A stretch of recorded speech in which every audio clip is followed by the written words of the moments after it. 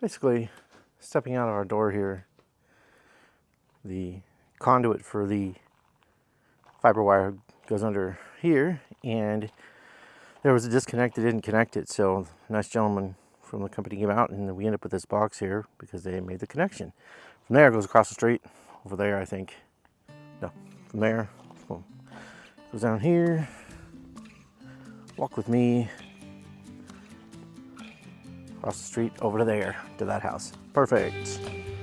Then we come back. Conduit was disconnected. Fourth person here, I think it was, made the connection. Left us with this cute little box where the connection had to be made. From there goes with the house, into where all that magic happens. Let's have a look. And here we are. It's fiber, so you've got a cute little fiber thing there. I don't know. Get your daily source of fiber, apparently. Fiber line, very quality install. We've got some sort of a bushing to protect the wire from the sheetrock, I guess. And I ended up putting a power strip in. I know it's just temporary, but it matches the rest of the install. They had network cable, blue network cable down there. This one, it was sloppily stapled up and in. You see the modem. Pulled it out because one of the connectors on the other end is bad. And we put the modem in, or the router. We put the router in here on the Recumber bike for now. I'm going to run a cable later through the house, right next to the add Wi-Fi to your sprinkler system. And to add the Wi-Fi, you have to buy a $100 module that goes in there. That was fun to figure out. Maybe the Wi-Fi will be added later. It's fun when you scan this add Wi-Fi. It doesn't tell you about adding Wi-Fi. It is just an advertisement for this box. Maybe an after shot of what this will look like. Right now it's horrendous.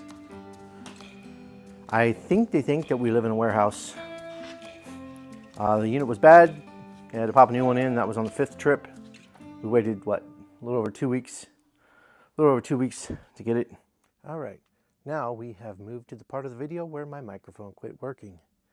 So I've got cars approaching, I've got noise and traffic, and I'm talking about how smooth this whole installation of fiber went.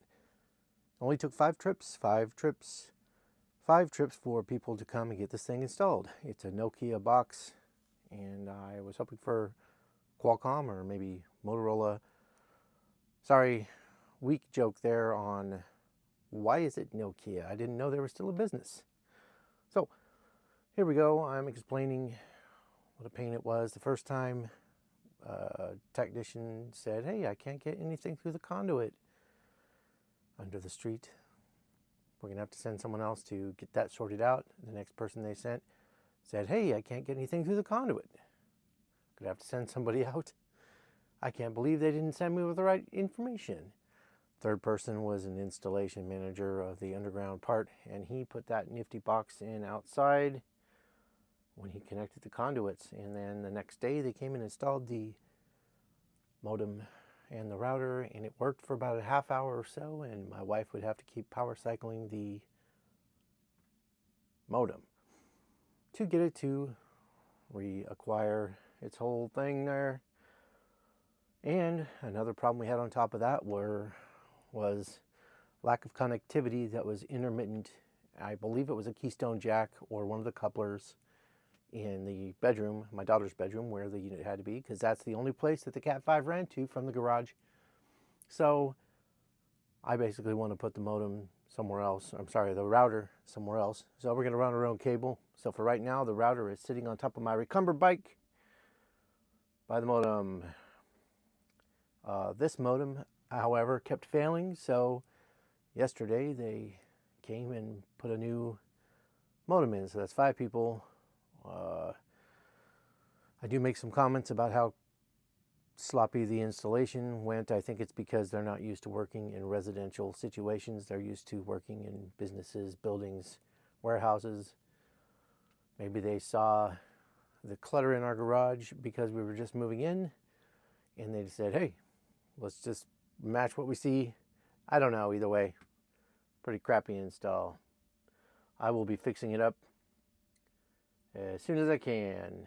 So I think I'm done rattling on about this, and we'll skip to something that probably has sound. Well, while we're at it, here I am touching a cable, fiber optic cable. It's really sloppy, it sags. Don't know what I could do about that. I'll see what I can do to make it prettier. I am looking forward to that. Here is where I will get my thumbnail, pointing out the beautiful splendor of the Nokia box and the power cord that drapes around like a flaccid, sad dream. Here is your loose fiber optic cable. Very exciting.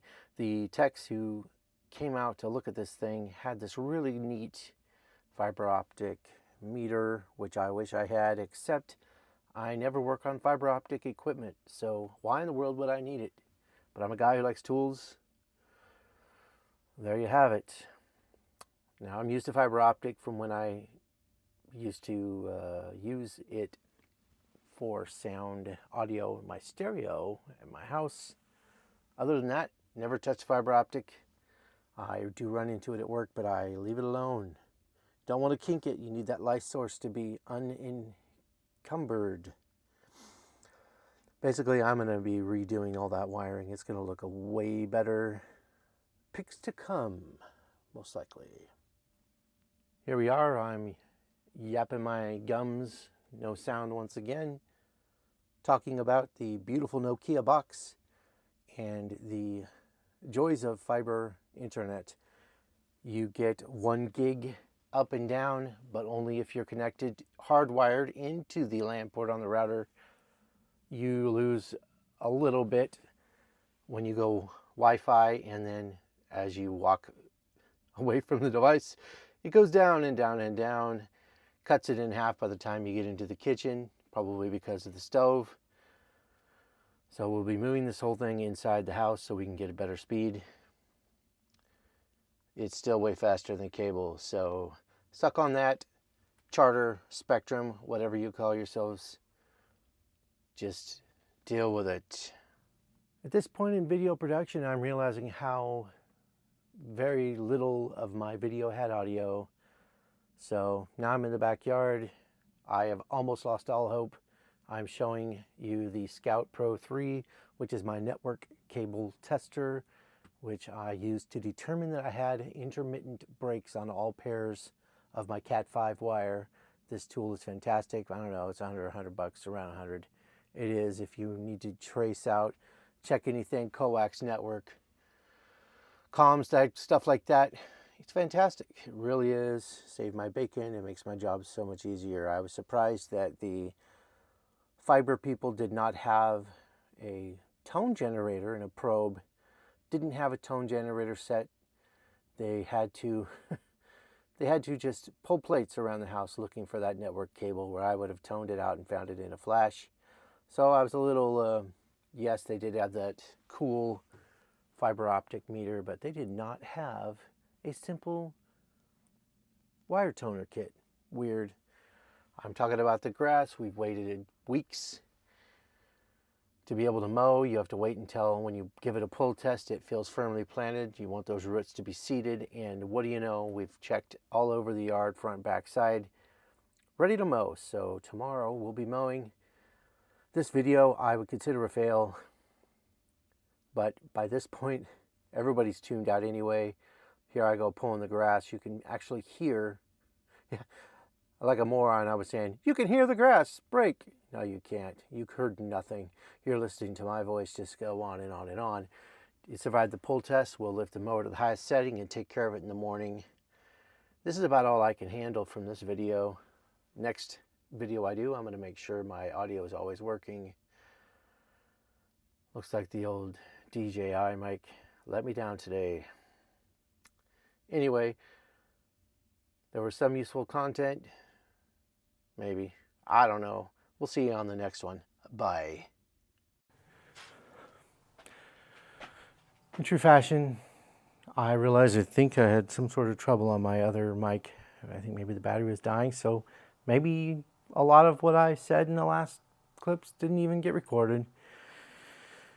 Awesome. So it gives me a chance to overdub, dub, underdub, redub, diggity dub, whatever the kids say. They don't say dubbing. They don't even know what dubbing is. Kids nowadays don't know what dubbing is. You mentioned high-speed dubbing. They're like, what? Yeah. That's why you could record tape to tape or to a tape. And you could copy your tape, your cassette tape, your musical cassette tape quickly onto another tape. It was wonderful. It was fantastic. Nobody wants to hear about that. Nobody. All right, this is the end of my video about the joys of getting fiber internet. We finally have internet. So there you go. Bye.